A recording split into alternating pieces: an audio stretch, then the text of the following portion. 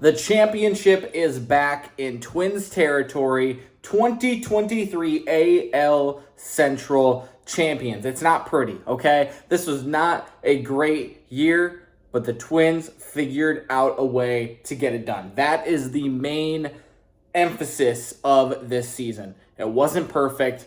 There's still a lot to do. But where the Twins are at right now is back on top of the AL Central for the first time since 2020. And the division is theirs. A playoff game will be played in Minnesota. There is like a 0.1% chance that they could still get the 2 seed.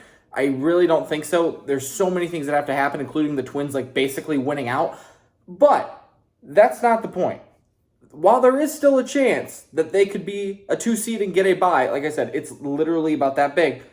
We can celebrate that they are the 3 seed, that they will host a playoff game, and it will be against the 6th team. Now, it could be Toronto, it could be Seattle, it could be Texas. There's still a lot to be decided. But right now, we can celebrate again that the Twins are AL Central champions, and we're going to cover this game tonight, how they did it. So, basically, coming into today, the wild card, the magic number, not the wild card number, the magic number was 1. Basically, what needed to happen was the Twins win. They're in. And in fact, they could have won any of the remaining 9 games to clinch the AL Central. It's great to do it at home. It's great to do it in front of a sold-out Target field, 32,000 people plus. It was crazy. It looked incredible on TV as well. They just needed to win 1 of their last 9 games. And if you're Cleveland or Detroit, that means you had to win out pretty much, and the Twins lose out. I mean, that is literally the only scenario that those 2 teams could have gotten in position to win the AL Central. Of course, they did not, because we're celebrating it here tonight. It wasn't pretty, though. Not only was this season not pretty, okay? Like I said, there was still a lot of work to do. This team is not perfect by any means. It's honestly better than I think most would have thought, but it's not a great team, okay? You are rolling with how many rookies / first-year players? I think that's point number 1 that needs to be addressed, okay? You went out this offseason, got Solano, got Farmer, got Gallo, got Taylor, got Castro. That's 5 in, like, off the top of my head. I might be missing a player or 2 as well. So already, those guys not playing together as a group, that's going to be different, okay? And the Twins are not known for spending a ton of money, right? They went out, obviously made a big deal with Correa.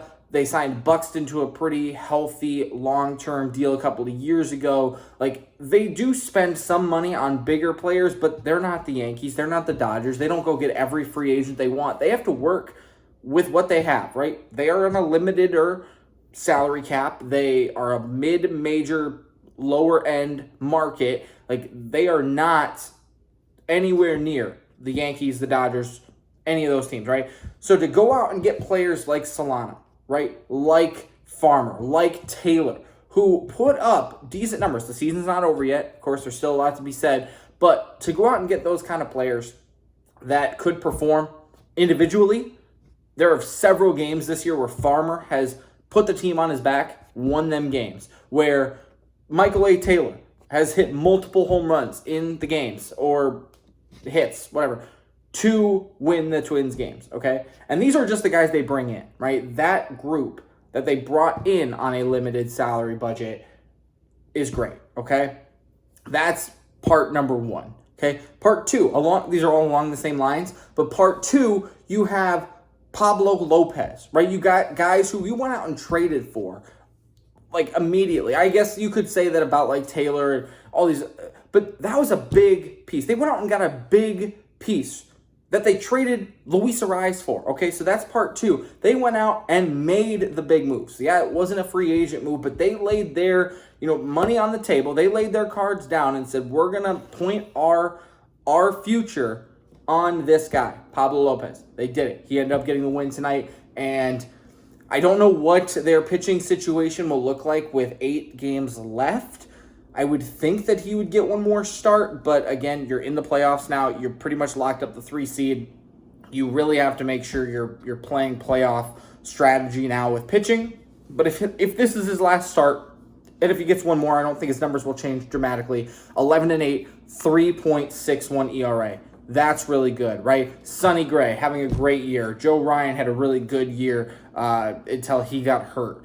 Like, you're looking at guys who performed, okay? So part 2, they laid their cards down, they laid the money down, they went out and made big moves, and then they performed, right? Pitching, we'll get to that in a second, okay? The last thing I want to mention before we cover this game specifically is the rookies, okay? You're looking at very, very young players, okay? That I would say are not like superstars, at least not yet, right? They're rookies. They've shown decent potential, right? Julian batting upper 260s.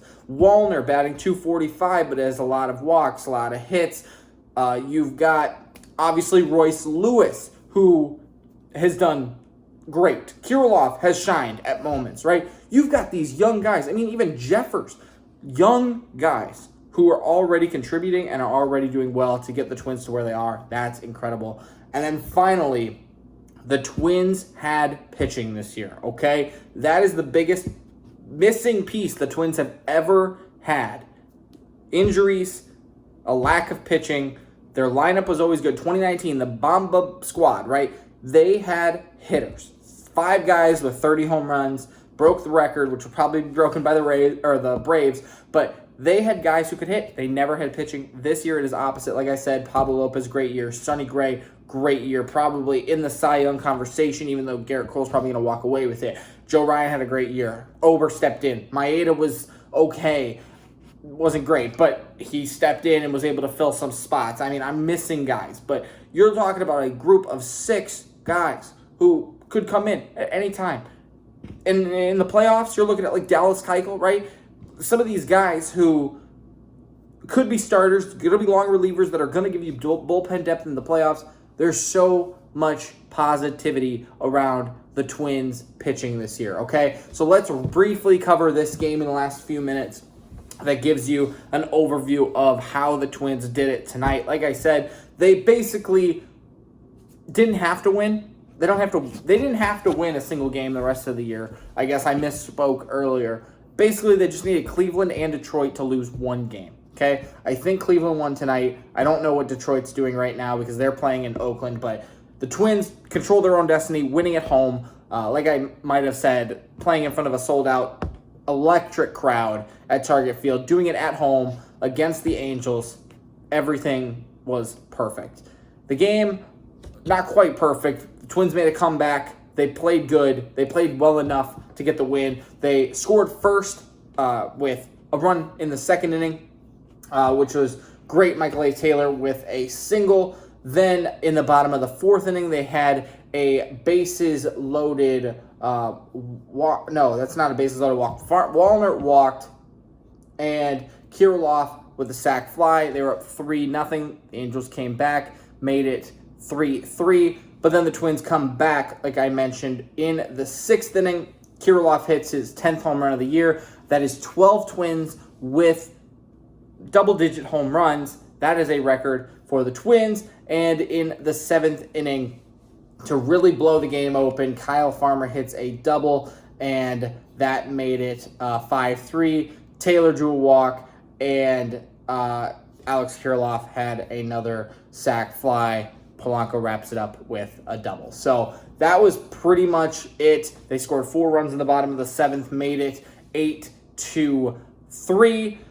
But then the Twins did struggle in the 8th inning and 9th inning. Duran loaded the bases, came out for his 27th save, did get the job done. His ERA 2.5, not great for a closer, but finished the job. And I think the announcers were even saying, like, you wanted him out there right now with the crowd, the energy to finish this game, even if it wasn't a save situation. But that's a really, really completed game, right? They started that game strong. They ended the game strong. It wasn't a pretty season. Injuries, right? Buxton hurt.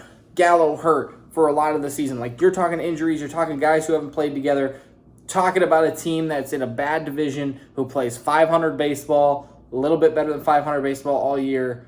They found a way to get it done, right? They found a way to get it done. They clinched the AL Central for the first time in 3 years or 4 years, whatever it is, since 2020.